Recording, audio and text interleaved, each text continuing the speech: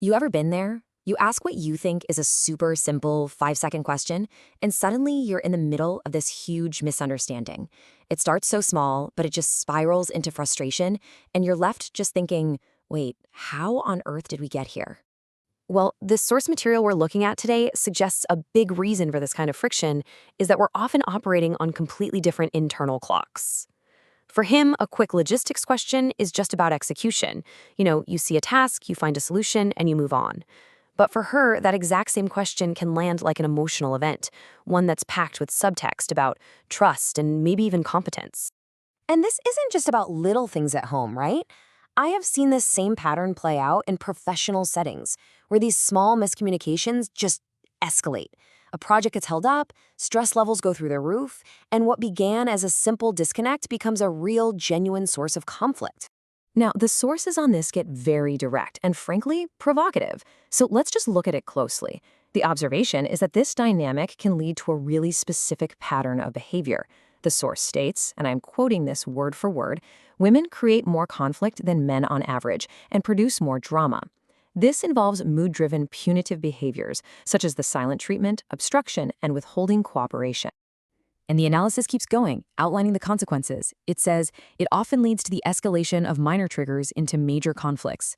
The net effect is lower productivity, higher stress, and increased negative emotions. So we're not just talking about hurt feelings here. We're talking about tangible, negative impacts on actually getting things done. So, of course, the immediate question is, okay, is one side right and the other wrong?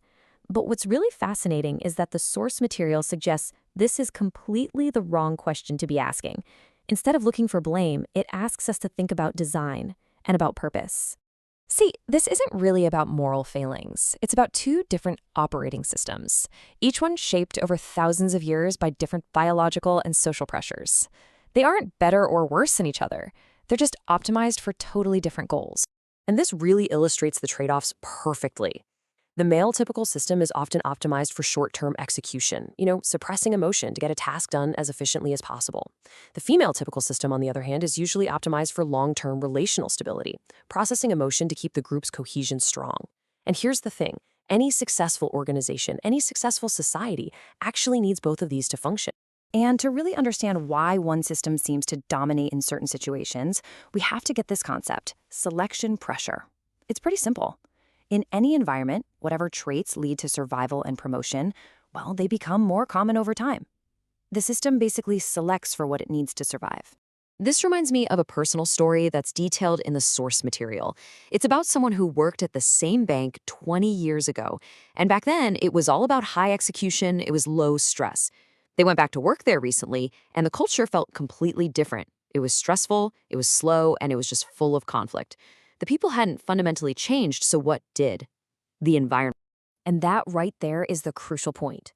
The bank didn't get worse by accident. It evolved. It adapted to new selection pressures, things like increased regulation, fear of lawsuits, and it transformed its entire operating system from one of execution to one of bureaucracy.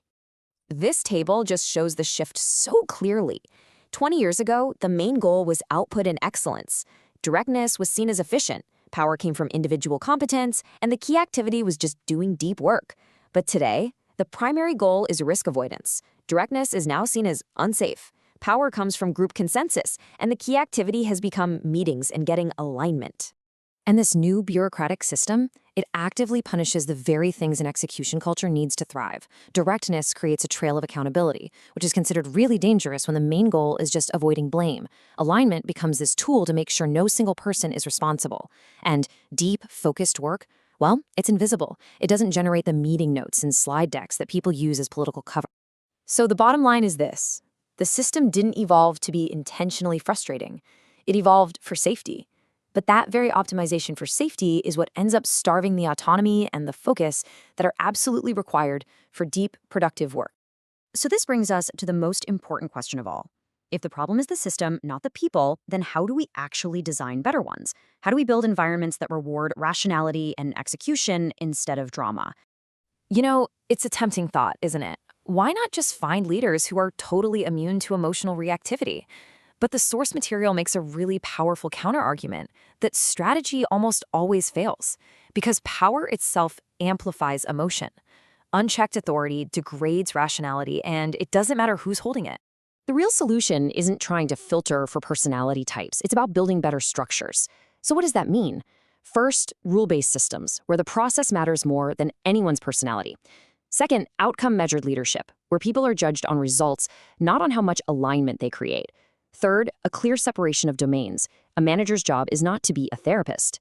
And finally, institutional friction, things like appeals processes and second opinions that prevent any single person's mood from becoming the law of the land. This gives us a really practical checklist for what a healthy system looks like. You want to look for these green flags: clear owners for projects, written specifications, measurable outputs, fast error correction instead of just assigning blame, and asynchronous communication that actually respects people's need for deep work. These aren't about personality.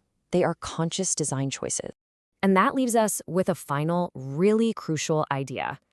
We spend so much time and energy trying to fix people or debating which type of person is better.